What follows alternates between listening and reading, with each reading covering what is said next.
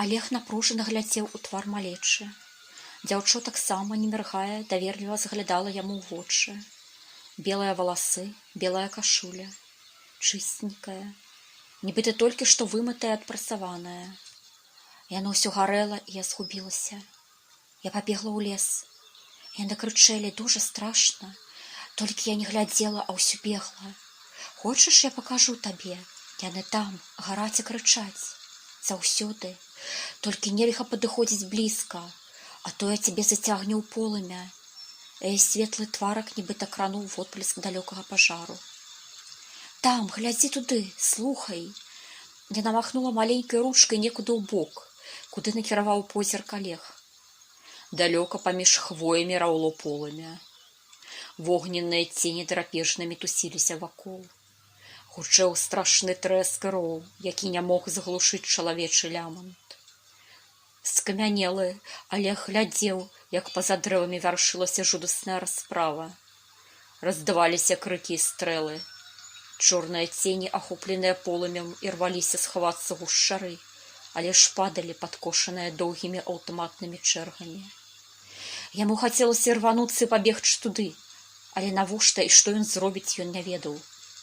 Тут няма чаго было рабіць, толькі назіраць гэтую жудасную карціну.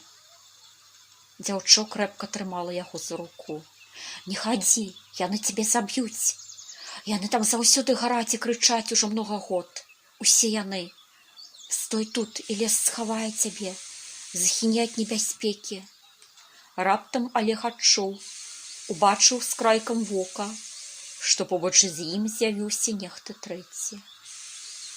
Высокі стары з доўгай барадой, таксама увесь у белым, ціха падышоў і ўзяў дзіця за руку. «Хто вы?» – запытаў Алег у здзіўленні. «Пойдзем, унучка», – не заўважаючы на яго, вымовіў дзед. І, развярнуўшыся ў старану гушчара, махнуў Алегу галавой, паказваючы ісці за ім.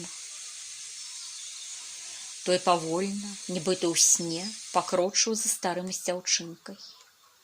Некалькі часоў ішлі побач, моўчкі, а потым, нягледзячы на Алега, стары загаварыў.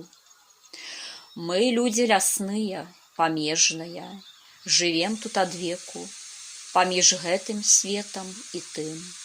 Сюды трапляюць тыя, што згубіліся ў лесе, уцяклі ў лес, альбо ў ім загінулі. Лес усіх прымае, кожную душу, схавае, закрые, сагрэе ды накорміць. Тут нас шмат. Да ты хутка зараз сам усё пабачыш». Ужо хутка. І тут лес рассунуўся, і паказаліся хаты.